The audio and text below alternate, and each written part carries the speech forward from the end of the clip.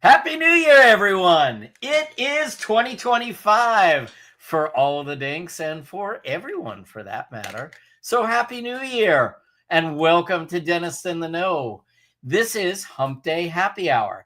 This is your backstage pass for current trends, politics, and education in the dental world. It is live and it is usually over a cocktail.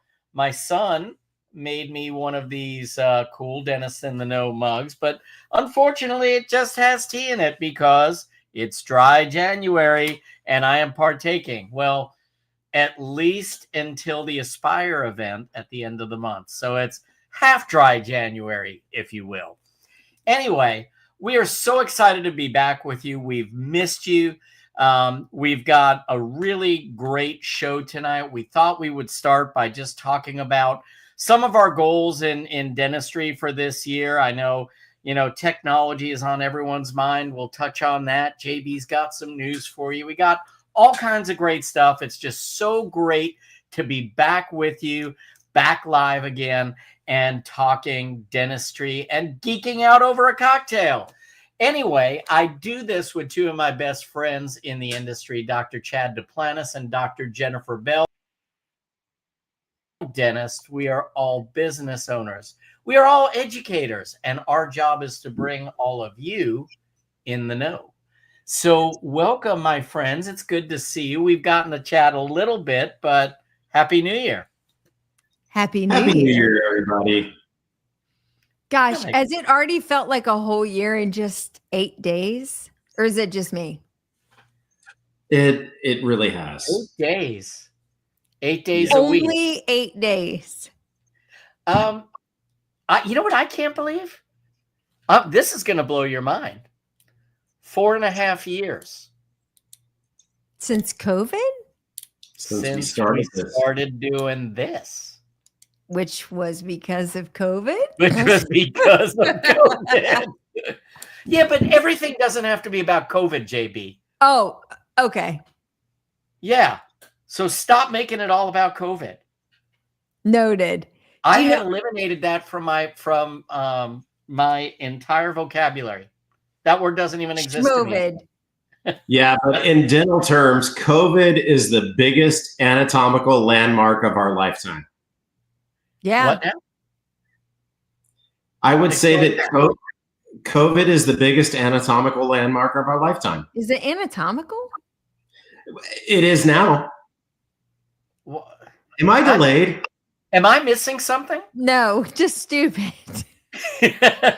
What am I missing here, Chad? I was trying to bring it to dental terms. I'm just saying that COVID is pretty much the biggest landmark of our lifetime. And in dental terms, it would be an anatomical landmark. But everything in our lifetime now revolves around COVID. I do reference it as a term. Like, was that before? Like, it gives me some benchmark of time. Was it before COVID or, oh, no. Wait, that was after COVID. Like. Yeah. Anno COVIDii. Yeah. I like that term. That'll work. All right. God, we're already on a weird tangent. I don't know how that happened, but so guys, what a cool time. We haven't talked for a couple of weeks. Here's what I want to know. I want to know what y'all are thinking about this year in your practices and what everyone out there can expect to hear from us in this show tonight. We talked about that before the show. Well, we did, actually. That's a goal. I'm teasing. Sorry. I kid. I just kidding. So can I go first? Yes, please. Yeah, okay. Yeah. I was just I kind of threw that ball out there just for anyone to kind of hit it back.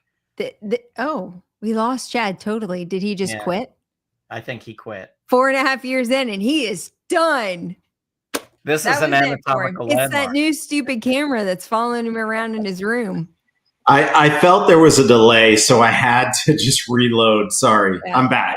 That's okay. But maybe you were feeling we weren't getting it. Yeah.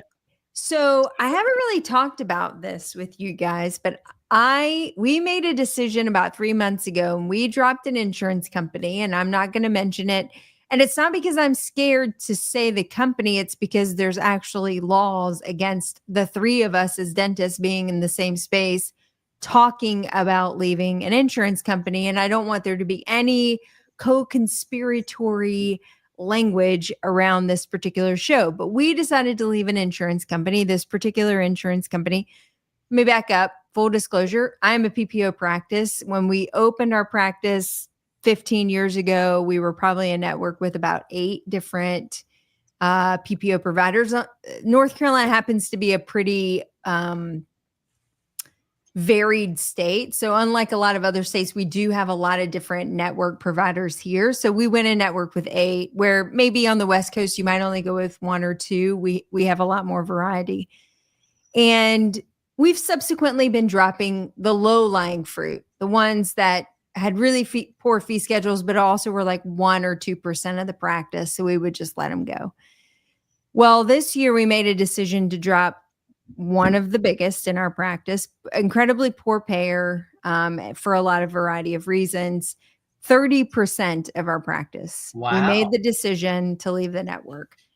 So when you ask me about what I think for 2025, I think for me personally and for our practice, I think we're going to actually start to build the practice of the people who want to be there, who continue to choose us because of the commitment we have to them, the journeys we're walking with them, the time we spend getting to know them and trying to dial in and be available when they need us. And we'll lose a lot. We've lost a lot. We've transitioned out a fair number of patients, but it tells you a lot about how they value you as a service, and also whether or not they see dentistry as more of a commodity or not, which is fine. There are plenty of patients that see it that way. So it's going to be an interesting journey for us. I'm really actually very excited about 2025. I think it will be a new, fresh perspective on how we do business, how we take care of people. And I'm honestly kind of hopeful that the compression of the demand of managing that many patients sort of alleviate. I know that sounds very ungrateful, but our practice had become so big and so demanding because we were in network with so many people that it started to kind of become a juggernaut. Like you felt like every day there might be 7 to 10 limiteds that were going to pick up the phone and have an issue. And you just can't work them in without totally screwing up the whole day, which was basically every single day in practice. So I'm really excited about 2025. I think we have a lot of really great key people in place, which over the last 4 years, we'll say post Schmovid, we've really struggled. We had an incredibly stable staff for a long time, and we've gone through a pretty big transition over the last 2 years of some key personnel. And so I really think we finally built a good team. I think we have some clarity of vision of where we want to go. We were brave enough to take a really big step, and it may totally blow up in our face. So I'll give you a final report in December. But I can tell you, as we're transitioning patients out every single day, and I see the inactives going up at the top of our schedule, so it might be anywhere from 5 to 10 patients a day that we're transitioning out of the practice, the production hasn't moved. If that's a testament to anybody who's thinking about leaving their in-network status, we're going to have a better January in 2025 than we had in 24. So just food for thought. When you ask what I see from a professional perspective, I'm actually really excited. I think 24 sucked. I think it sucked for a lot of people. And I think, although I feel like there's a little bit of a hangover from the holiday, and like we're really kind of very slowly moving into 2025, I have a lot of optimism for this year. I may feel very differently in December, but I'm really actually quite excited about what the year may hold. I love that. And you know, I found that early, especially, you know, we've never taken insurance in my primary practice that I started. You know, I'd always been chasing CE more than I saw anyone else in the area doing it. And in all fairness, JB, I came into it in a different environment than you did. There wasn't this huge network of all these, insurance driven patients. They were just happy to have a good practitioner in the area. But I quickly kind of saw the value in what we were providing compared to what everyone else was. And I look at your group. I mean, 2 masters in the Academy of General Dentistry. How many practices in the country can say that? And I'm not graduates. I mean, and I'm not saying that to blow your head up. I'm saying that because you do offer something that's so unique, and a lot of those people are going to come back. Yeah. And even when all of the the big box stores came into Conway, we lost sometimes 6 or 7 in a day when they came in and they started accepting these insurances. But the ones that I wanted came back, and the ones I didn't stayed away. I think it's going to be great for you. So kudos. It's a big change, and for sure an experiment. You're going on gut at that point to think that, and honestly, to be incredibly frank, I'd rather decrease the size of who we are and deal with the expense side of that than keep busting our ass at the pace that we were going and burn the candle out too fast. Like it had become an unsustainable pace of business, working for pennies on the dollar. And then even bringing, you say, okay, well, I could bring more practitioners in, but they're not at the level that you and Ange are. So 100%. To bring them to that level, to have them understand what you're saying, then even though you're seeing these patients, you're not continuing to provide the level of care that you're wanting to provide. So just be that practice. Right. I love it. Congratulations. Thanks. We'll see. Congratulate me on December 31st of 2025. You know what? I'll say congratulations if your bottom line is down by a couple of $1,000s, but you're happier. That's right. I mean, for me, it's not money. I mean, we can't tank it, but I have a feeling the money will be fairly comparable, and it will. For sure, the happiness level should be better. Good deal. Chatty, what about you? I was thinking of something when JB was talking earlier. And you forgot. And I never know where he's going to go. I didn't forget it, but I can tell you for damn sure that you're not going to get it, JB. I can tell you for damn sure, but Jeff and I will. I'm Howard Humphrey, the president of Schooner Tuna. I'd like to tell you all that we're all recognizing you in these very discomforting economic times, but we sympathize with you. With that being said, we're going to drop X insurance company and we're going to become the best damn dental office there is because we're 2 masters and we know what we're doing. But no. Should we run that as a commercial now? Yeah. Schooner Tuna, Jeff. Name that movie. Come on. I can remember the scene like it's right in front of me, but I don't know why. You can't remember? Hold on. What did you use? 220, 221. Whatever it is. I thought it was Mr. Mom. Okay, that's right.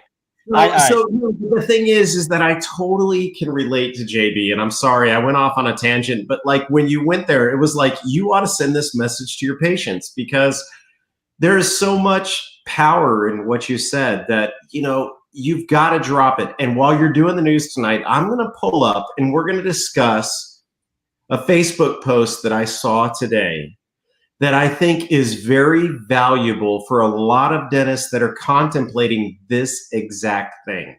Because there comes a time, there's a season for everything, but there comes a time where we've got to pony up, we've got to move on, and we've got to just put our blinders on to what happens due to our decision to move on for what's the best for our practice and our patients. And so I love what you said. I mean, all kidding aside, I love what you said. I had a patient that called today. And the weird thing is that when she called, 3 people on my team said, this person is out of money. They're ready to collect their insurance checks because they want to come in. we're fee for service, but we know that certain insurance companies pay the patients. And so we know why these patients like to come in, because you know what? We'll never see that payment. And I'm done playing that game. I'm ready to start writing dismissal letters to Do you collect? May I ask a question as a newbie? Because up until now, all the insurance companies that we've dropped still did assignment to benefit. So we could still file the claim. The check still came to the office. But this particular company that we're leaving now will be sending the checks directly to the patient. So our policy is we'll be collecting in full for the service, and you can get your reimbursement check. And, which has been a very clear-cut line of those who want to stay versus those who want to go. Yeah, don't do otherwise. That would be a mistake. But I'm guessing from your comment, you must still work somewhat within that parameter of asking them to bring you the check, maybe, or we're fee for service. However, there are certain insurance companies that pay the patient, which I don't understand how it's legal, but it is. Mm-hmm. Okay. Maybe in the state that they operate out of. I'm just going to leave that there.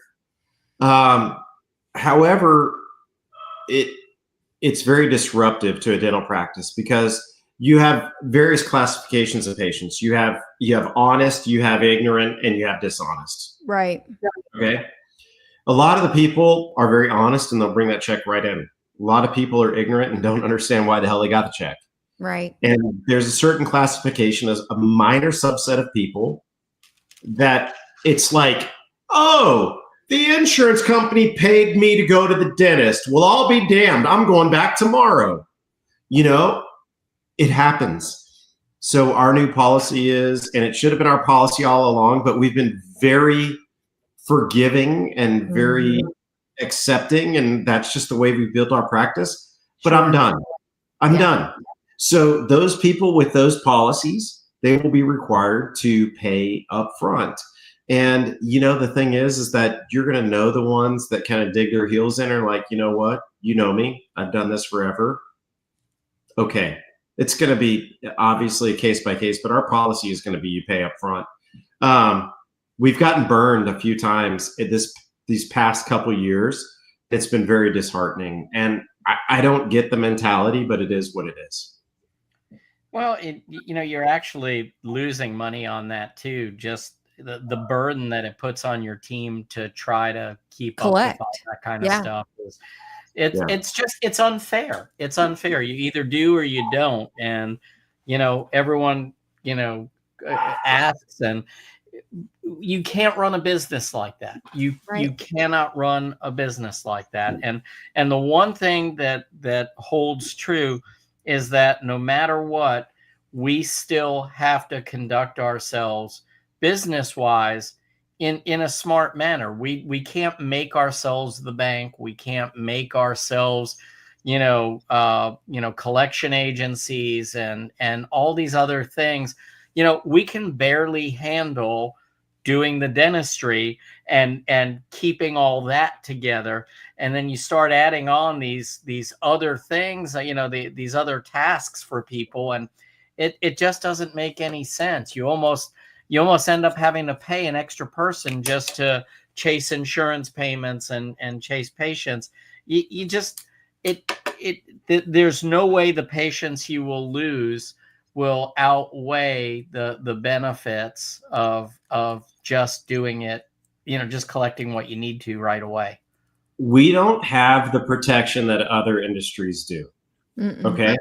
And what I mean by that is that several years ago in 2017, I went on a hunting trip. I came back.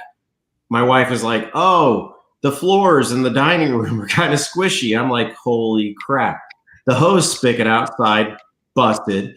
It froze. It spilled water into my dining room, exiting through my garage, my whole dining room floor. As a matter of fact, my whole first story floor was destroyed. All right.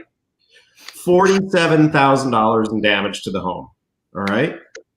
So we file an insurance claim. Insurance pays us. I've got to pay contractors, right? But the checkpoint on the insurance is is that I'm going to send it to you. It has to be endorsed by you. You have to send it off to the mortgage company. It has to be endorsed by the mortgage company in order for that check to be cashed. So there's a double check on that for that check to be cashed. Meanwhile, these freaking contractors, they don't give a crap who the money's coming from. They want their damn money, right? Mm-hmm. We don't have that level of protection. It's understood in the home industry that, okay, there's a check, there's a double check. I got to pay the contractor. Although I'm getting the check, that check goes straight to the contractor. There, for some reason in dentistry, it's like, oh, they're the freaking nice guys and gals. They just screw them, let's get that check, let's cash it. And maybe at some point in time, 3 to 5 years down the road, we'll pay them. I'm done. Well, there's also consumer protections put in place for the healthcare industry as far as turning patients over to collections. So, I think, even when you turn patients over to collections, and I'm not sure if it's in every state now, but for the most part, at least in many states, it cannot adversely affect your credit rating if it is a medical expense that you've been sent to collections for. So, that again, that takes away another layer of protection for, the medical profession as well. There's, what recourse do you have? Okay, go ahead, send me to collections. It's not going to go against my credit rating anyway. And then there's those people who have a lousy credit rating and don't care if it adversely affects their credit rating. So anyway, what are you going to do? Hey, JB, you got some news? Well, I will, but Jeff didn't tell us his goal or hope for 2025. And I mean, it's only fair. We all put it out there. So, well, my goal is to have my shoot show for a life just turn into something normal. No, that I've had so many. That's balls okay to say that. Yeah. Is it the same as a shit show? Yeah, it's the same as a shit show. Yeah. I just wasn't at that comfort level yet, Chad. Let me ease my way into it. All right. Let me dip my feet in the water, if you will. Anyway, I've just had so many balls in the air with the building and with the two practices, which operate so differently, one like a medical practice and one as a dental practice. So aside from getting better organized on both of those fronts, really the thing that I think will help us internally in both of the practices is really streamlining our technology. And what do I mean by that? I think this is a struggle that a lot of people have, which is, we've got printers, we've got milling machines, we've got, we have a little bit of everything. We've got different scanners. We have all the technology. I have an ExoCAD license, but admittedly, the time to actually sit there and design just takes away from a lot of the other things that I could be doing. So, we've kind of had this struggle of what is it that I want to do in-house? What is it that I want to outsource? Who am I going to outsource that to? What is a reasonable expense to outsource, some of the design, then have it come back to me. Maybe I finish the design. Then does it make more sense financially for me to take the time and my staff to actually print these things in my office? Or am I better off, on a larger scale to let the laboratory that I'm working with do that? So, part of last year was developing some relationships in the tech space. And one of them is a group, and they are not sponsoring in any way. One of them is a group called Evolve Labs, and they were the ones that helped me kind of really dip my feet in the pool of design and ExoCAD. And so I've had almost weekly discussions with them where, we do designs, and what I'm figuring out is that, man, I watch them whip through a design on a TMJ splint. I watch them whip through a design on a deprogrammer. And like, I will never be that fast. I will never be that adept. So, I guess what I'm saying is that this year, what I'm excited about doing is really streamlining that process and determining what is it that I want to do, what is it that I'm willing to pay for, and how do I make those digital processes, make more sense? Because now I'm like, whoa, I could print that here, or I could do that here, and then it sits on my desk longer than it would have been at the lab for, waiting for me to do something.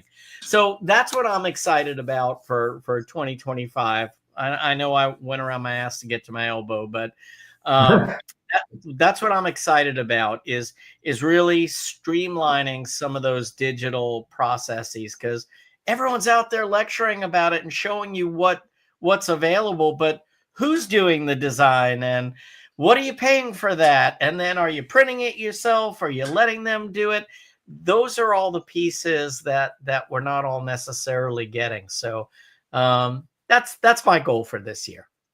I love that. I actually include that a fair amount in my lectures because I'm a mom of 3, and I, unlike many of the people I talk to who attend my lectures, I'm not staying at the office late to design abutments, do tie bases, to do my own stuff. So it's finding that sweet spot of leveraging the technology to make you efficient chairside, to make sure that the time that you spend in the office is efficient, but then also being okay to leverage your third-party support people, whether it be labs or whatever, to fill in those gaps and do that work so that you're not having to be at the office for extended periods of time doing things that honestly are below your hourly rate. Like it's trying to find that sweet spot. And I think it takes time in that digital pathway to cut your losses where you're not making money and lean in on the places where it is profitable for you to use that technology.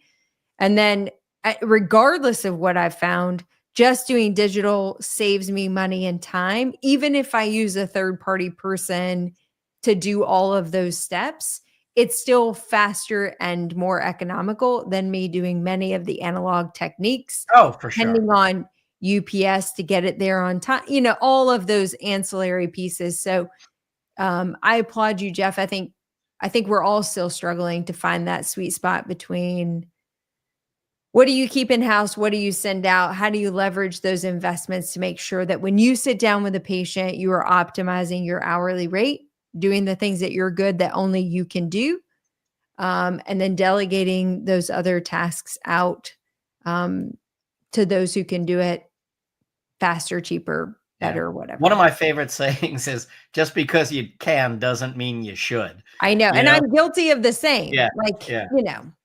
But at the same time, isn't it cool to say you can? And then, you kind of brag to your patient about it. And absolutely. They're like, oh, so did you print that? No, I had the lab do it. Yeah. Here's a little something I made for you. Yeah. I just whipped this up, Yeah.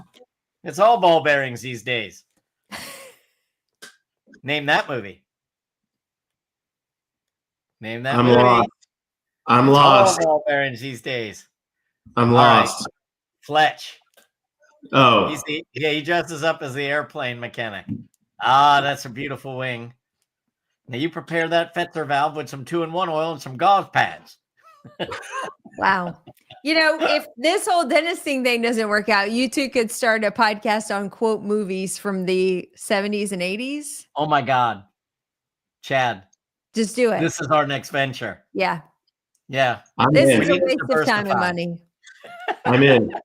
Again, we go back to I can do it, but should I Just be doing because you it? can doesn't mean you should. These cans. These cans. Okay, I know that one. All right. Too easy. I don't think you can work on this podcast if you don't know The Jerk. I don't think it's possible. Yeah, exactly. One of the greatest movies of all time. I've seen this before. Cat juggling. I'm just still waiting to find my special purpose. All right. Do you have any news between here and here, not excluding here and here, and limited to right here? Thing? Yeah, I'm just wondering if you have any news. Yeah, of course. There's always all right. Can we do it together or not? I'd love to do it together.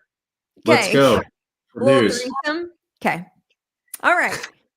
Because in this particular news segment, like nothing's earth-shattering, no major. The one thing I will say as a quick update, if we go back 2 weeks ago, the Corporate Transparency Act, which we've now talked about 4 times, I think, on the show, it's still in limbo. It looks like now January 13th is going to be the requirement.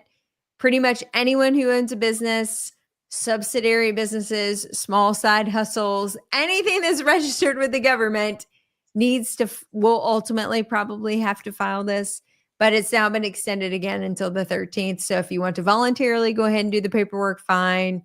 If you don't, then it looks like at least for now, the 13th is going to be your deadline. So we'll keep you posted on that. The other important date. How did you find out that was suspended? Well, it's been suspended 3 times now. So one was your accountant, because it came out of Texas. And then it looked like it was going to go through again. And then I went to their website and they posted that it had been suspended again. And then I just got another update today that it's still in limbo. They had another meeting today and now it's the 13th. So if you haven't done it, you have until the 13th. And I would pretty much say that's most of our audience, frankly, that probably needs to file. It takes 20 minutes or so. It's not a super difficult process, but it does look like we'll likely have to comply. The other important date that I wanted to mention that should be out there for the masses, the CDT code comes up every year. For those who aren't familiar, there's a group of individuals called the Code Maintenance Committee. And they get together once a year to review all the CDT codes that have been proposed for change, modification, or new codes. These codes can originate really from anywhere. I mean, any individual or entity can submit recommendations to the Code Maintenance Committee. That's a small arm of the ADA that manages the CDT process. But it can come from like the Perio Association, Hygiene Association, AGD, like any of those entities can propose codes.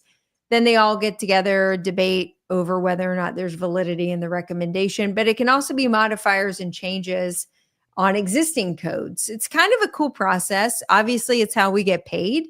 So it is a process that we should stay engaged in, because if you're passionate about a service or a procedure that you don't have a CDT code to attach to that particular item.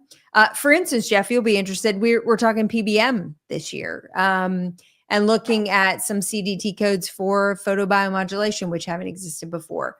Why is that coming up? Because there's entities or groups of individuals that found that gap in the code process. There's services that they're providing to the patient, and they have no true ability to bill. So they make these miscellaneous codes or whatever, but why not have a CDT code, which in theory, someday might open the door for reimbursement from the insurance company. So these are the things that they get together and debate. The meeting is in March. It's March 7th. But the submission deadline is coming up. So if you want to participate in the process, want to comment on any of those codes that have been proposed, the submission deadline is going to be February 3rd. If you go to the ADA website, look up Code Maintenance Committee, you can find information related to the upcoming changes that are being proposed. and have an opportunity to weigh in on those proposals. So, any questions, boys? Not yet. Okay. But you're just happy to be up here? I'm very happy to be here. Here's kind of a goofy, weird story. So I came across this in doing my research this evening, which I think is kind of cool. Would love to see if it actually works. Snails are now being researched. You know, the gooey stuff that they leave as they move through their little world. They leave those trails, kind of like the slugs. You know, they leave, you know, where they've been. Kind of like Chad does. Yeah. On my couch, even. It was really gross. Yeah, it was gross. Chad. I'm not hosting any more meetings at my house. I think Anyway, it's a hair gel. He said it was hair gel. Not 30. Anyway, that goo sticky is now being researched as a potential wound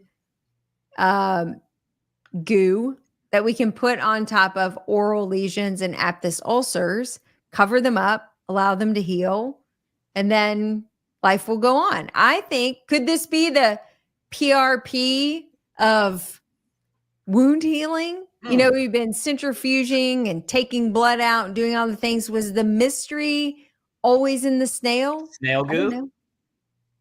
What? Snail goo. I like it. They call it hydrogel, but they're starting to test it on human tissue, and it seems to be pretty benign, which wouldn't be surprising because I don't think anyone's concerned about either eating a snail or touching a snail. I like snails. I like escargot. I like to eat snails. Yeah, I do also. But it wouldn't be the first time. I mean, Manuka honey is incredibly effective at wound healing. So it wouldn't surprise me at all. Could this be our new wound product? Yeah, yeah. I'm just happy to see us looking at more, natural solutions. Look at Mother Nature, figure out what it's doing well, and see if we can harvest it. Yeah, I think. Like, can you imagine if you could get a snail goo trail? Let's just take a trail after an extraction and just lay it on top and it just stays there. Does that get rid of a dry socket or even a stupid membrane? Do they need like benefits? The snails? Yeah. No. So yeah, if you don't have to pay them, why not? And you may not even really be harming them. Just letting them do what they do. And just let them do what they do. It's like bees. Just you goo around here and we'll catch the goo. We'll be building snail hives. I think this is interesting. I can't wait to hear my new side hobby. Okay. Well, I'm going to work on that. I'll look into that. But there was one last story, and I only want to bring it up because I kind of was trying to put myself in that situation and think, oh, what would you, anytime I read these stories, I'm like, oh, what would you do? Actually, two stories. The first was a cyber attack. It was a dental practice in Indiana that's just agreed to pay $350,000 for failure to report a cyber attack. Now, let me preface this by saying this all started with a lawsuit that was filed because there was a patient who wasn't pleased with the expediency at which they received their records. That then opened up Pandora's box of an investigation, and then ultimately highlighted the fact that this particular practice had a breach, didn't disclose it, and 17,000 patients were exposed. Their HIPAA information may have been compromised. They had a cyber attack that was not malware, but a ransom attack, which required them to pay money and all this kind of stuff. And they didn't report it. Okay, fine. So then I'm thinking, gosh, in the world that by the way, our government just got hacked yesterday, 2 days ago. Like, bazillions of records and information was leaked about American intel and American citizens. And I'm just sitting here thinking, is it $350,000 worth? I don't know. I'm trying to put myself in my own situation to say we're equally as vulnerable or more so than these major companies, the national government, all these institutions that are putting all these things in place. And they're equally getting attacked. And Right. what is their liability financially for these attacks? And how do you even really protect? How do you hold us accountable That's right. and not the government? I honestly thought of that today. Like, where does the buck stop? Yeah. Because a lot of our stuff is second and third iteration, generation, whatever you want to say, from a main source that would have to be attacked before us. Right. For sure. You know what I'm saying? I mean, it's not necessarily like Jeff, JB, and Chad's dental shop just decided to throw all of their patients' records on the streets, because that's not what's happening.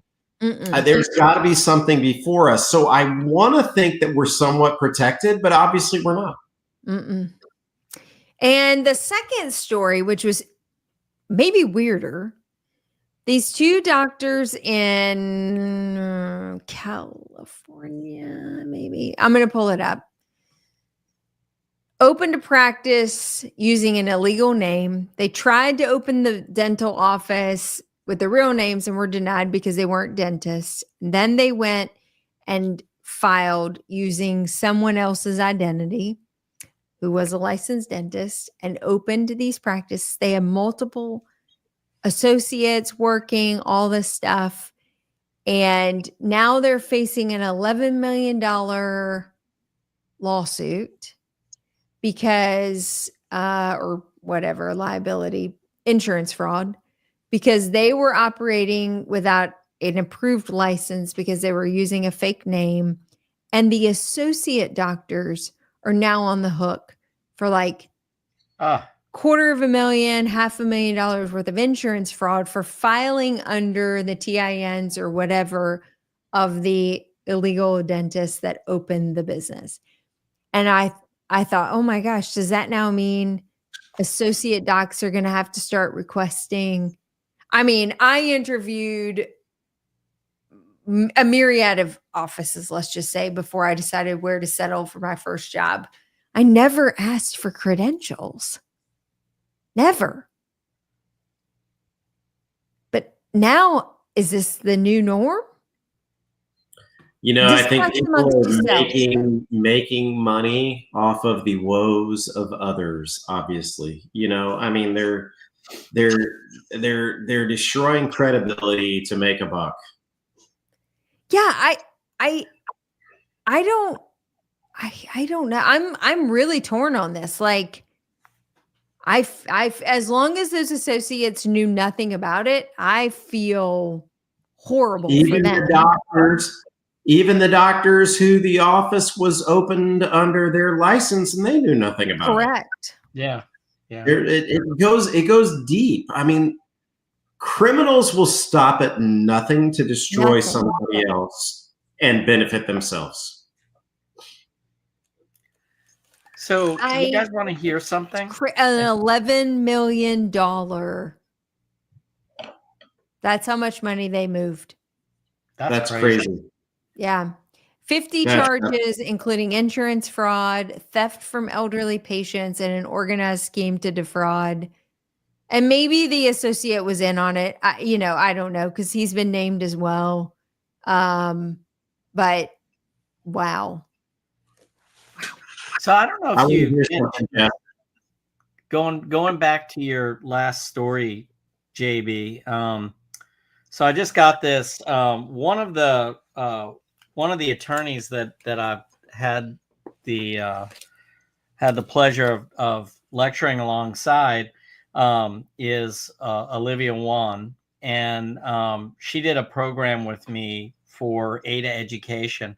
And so I get updates from her every now and then.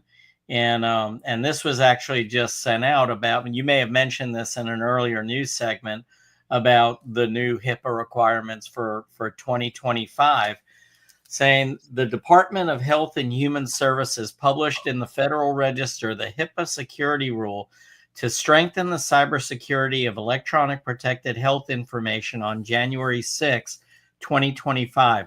It's open for public comment until March 6, 2025, and then dental offices must work towards compliance within 180 days. That's only 6 months. And the document as it stands now is 398 pages. And no one can sort out all the requirements from that 398 page document. So I go back to the, we're going to go way back in the DINKs newsreel now when we talked about the Chevron Act being overturned by the Supreme Court, which pulled back a lot of the authority on these regulatory agencies to be able to just come up with these large blanket documents that would then require all these additional regulatory requirements on. And then expect an entire profession to fall in line within 6 months. Correct. Small businesses, even like large corporations, will have 15 people working on that versus what does a small business do to be able to comply with the same regulatory requirements? It's asinine. So, Jeff, I would love to get that link and take a little deeper dive on that, and we definitely need to get that information out to our people. Yep. No, you just made me think of it, and I just got it a day or two ago, but I'm going to forward that to you right now. Chad, would you like it as well? Did you know that Biden signed right before Christmas, very quietly, eliminating tankless water heaters? Yeah. Oh, yes. I did hear that. I mean, yeah. Don't get me started. I have one. I really like it. So I hate to see him go. Yeah. Don't get me started. I love the tankless water heater. I think it's the best invention since the thermos. That's a bold statement. Yeah. Thermos is pretty good. Sliced bread wasn't a contender. No. Sliced bread, I don't think that was as big a deal as everyone makes it out to be. But it has become the thing. I know, but it's also easy to slice bread at home. I like to look up the origin of those things to figure out. Like, it was probably some marketing guy back in the 60s. It's always some marketing guy back in the 60s that said, "Do you know?" Yeah. But if you think about it, I want everybody to think about this for a second. Think long and hard. If you've ever been over to Europe, they don't have white bread. They don't have wheat bread. They don't have sliced bread. They have good homemade bread or house-made bread, and it's very different over there. Puts their hand on and cuts for themselves. Sliced bread. I mean, when I was over in Germany at the beginning of December, the conversation turned to bread. Their perspective on Americans' bread is pretty interesting. So I do believe after that conversation that sliced bread really is a thing, Jeff. I don't know. That's maybe the best thing since. Well, I think honestly in Europe, the thermos. In Europe, they're all saying that's the worst thing I've heard of since sliced bread. Like, it is exactly the opposite of what it is. Total opposite. Hey, this kind of goes hand in hand with what we've been talking about tonight, but I told you I was going to look this up, and I was just looking it up. Can I read this Facebook post to you all? I won't. Yeah, absolutely. All right, I'm not going to share it. All ears, Chad. This has the poster's name, but I think this is a very valid topic, okay? Long-term patient needs a lot of work, 5 to 6 crowns. Switches to an HMO. We've all been there, right? Mm-hmm. Corporate office tells the patient that everything will only cost $1,500, so the patient's like, it's a deal, I can't give it up. Cancels he and his wife's cleanings, goes to the corporate dental office, and the initial appointment, the cleaning, is $800. He's like, what the hell, and walks out. Calls back to the original office, says his wife is upset, he's upset, how he messed up the relationship with us by thinking that things are cheaper elsewhere. Of course, the grass is always greener, but here's the kicker question. How would you welcome this patient back? Open arms. That was half of the responses. I don't even think that's a question. I know. That is the adage and the point that I want to get at. if you go fee for service, or if you drop an insurance company and you treat people and you've always treated people the right way, they're going to leave because they're looking for something cheaper, and 9 out of 10 of them are going to come right back. And how do you welcome them back? There's no welcoming them back. It's not like you go kiss their ass. It's just like, hey, we're glad to have you here, and we're going to treat you the same way that we've always treated you. Yep. Nothing's changed. Well, it's not a big to-do, folks. There's no question. And can I put this in the perspective of the patient for a second? Because I am sympathetic. Like, if I go to a heart doctor, I assume some base level knowledge for all heart doctors, right? I don't know who's the best heart. I mean, maybe I get a recommendation, maybe I do a little research online, but at the end of the day, do you really know who's the best heart doctor? And do you really care unless you actually have like a major issue? I mean, maybe I'm just going to do a regular cardiac check. Maybe I had a little palpitation, whatever. It doesn't seem like a big deal. Any heart doctor will do. There's a heart doctor, it's a box checked.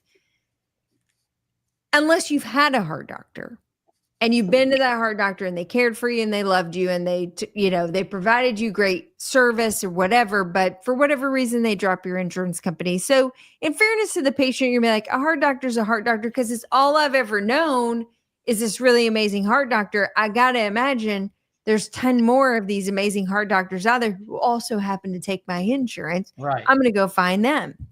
So they go off on their quest only to find that, in fact, we're not all cut from the same cloth, and every heart doctor is not the same. And we don't invest in our patients the same. And some percentage of them will come back. And I'm with you, Chad. Like, you don't need a red carpet. It's just like, welcome home. Glad to have you back. Like, there's no fanfare. I mean, to be honest with you, I also don't agree with what was kind of being hinted at in the post, which was, do I hold a grudge? Do I? Exactly. That's human nature. And we're guilty of it ourselves. How many of us within the profession say, well, a saliva ejector is a saliva ejector. So bingo, maybe I'll and I'm going to drop mine in China. Exactly. Let's take it a step further. Okay. I'm guilty of it with the heart doctor. I'm guilty of it with the optometrist. Yep. I'm guilty of it with the lady that cuts my hair. But when you switch from somebody that's high end and you go to Great Clips or Sport Clips or Haircuts R Us, you're going to lose a lot of what you had before. And so the thing is it doesn't take that much reeling out to reel it right back in. And there was never a, oh my God, I'm so glad that you saw the light and you came back. People realize the experience that they have if you create it for them. I will they don't say forget that it. They're not going to receive it elsewhere. To both of your points, like, put yourself in the same situation, not for dentistry, because it's obviously something we're passionate about, but any other profession, any other commodity. And honestly, now I think what's happening in medicine in particular is commodity and profession are getting kind of commingled together, where we and many others are now seen as commodities. Like, it's a checkbox. I got to go see my optometrist because I got to get my contacts, right? It's a box I got to check every year so I can have the thing. But heaven forbid I actually have a real problem. And if the relationship that I've built with the person sucks and they suck and they can't actually deal with my problem, now I've been investing all this time and energy into checking that box for 10 years only to find that they actually aren't very good at the thing that they do. They are really good at writing me a contact prescription, for instance. Yeah. So I can totally relate to the patient that went to try to find something better, went to try to find something that fit in their personal lifestyle or whatever. And I think we really have to humble ourselves to get over yourself just a hot second to say, you're not worth anything until that patient has actually gone and vetted that process to come back and say, you know what? I made a mistake. You're really great. I think you do a great job for our family, and I'd really love to come back. Like, have some grace about that and say, man, we're just so glad you're home. Like, that's it. Well, you know, prodigal son, for goodness sakes, give right? us another chance, you know? We've trained a whole generation of patients now across the board in the medical professions where, you know, the whole corporatization of medicine has really trained patients to see us more as a commodity. And that's not just physicians. That is dentists, that's everyone. And what's given me such a unique perspective on this is, you know, having just the sleep TMJ practice where I don't do any dentistry at all. None of these, or I shouldn't say none of them, in my Myrtle Beach office, none of these patients start out as my patients. So where in Murrells Inlet, a lot of them are generated from my practice, my dental practice. In the Myrtle Beach office, where it is just sleep and TMJ, that is mostly a physician referral practice. And I've gotten a unique perspective in that I always ask everyone about the state of their dental health, who their regular dentist is, you know, what's their state of, you know, what's their overall dental condition? Is there any work? How do I communicate with your dentist? Blah, blah, blah. I've never gotten to have this kind of perspective before. And it is amazing how many of my patients I will ask, what is your dentist's name? And I would say 75% of them cannot give me the name of their dentist. Oh, it's so-and-so dental over on Farrell Parkway. It's so-and-so dental. Oh yeah, I used to see one guy and then they switched and now there's another guy. Yeah. But that's where I go, is so-and-so dental. One of those, and that's what it's become, and patients seem to be okay with that. And I find myself saying, well, listen, you know, just to let you know, there's definitely differences in the level of dental care. I'm not questioning where you're going or anything like that. But should you have any concerns, you know, feel free to use me as a sounding board to ask. But I do have to stay fairly neutral in that position. But I've been blown away. I never would have believed that number was, I would have never thought more than a third of patients couldn't remember their dentist's name. And it turns out that more than 75% don't know their dentist's name. You go back 20 years, every person knew their dentist's name. I want to put a small disclaimer on this statistic. What's the percentage of your patients over 65? Huge. Do any of them have Alzheimer's? I'm just saying, like no, I'm joking. It used to be, I've seen Dr. Rosenblum for the last 20 years. He's taken care of me. There's none better. He's world renowned. I would never go anywhere else. It's gone from that to, I don't know, it's some guy over at so-and-so, you know, on International Boulevard Dentistry. And, you know, it changes. And they're okay with it. We've trained a generation to think like that. But the sad part is that those same people will probably never tell their regular dentist that they went to someone to treat their TMJ or a sleep issue that is also another dentist, because they don't perceive value in the profession as a whole. Yeah, I don't know, Chad. I mean, a lot of my referrals, you know, the dentists actually encourage them to come to me now because I'm not offering any general dental services. So a lot of those are actually, you know, great with it. And I'm the only real resource in our area for someone who has a true TMJ problem. But I'm just saying, I'm just amazed at the number of patients who say, I don't know, it's whoever sees me that day. And I just go, you know, I belong to this corporate entity, and it's whoever sees me that day. So do any of them ever come in and say, I see this guy in Murrells Inlet called Jeffrey Horowitz? And you're like, that's me, such bro. a doctor. Such a doctor.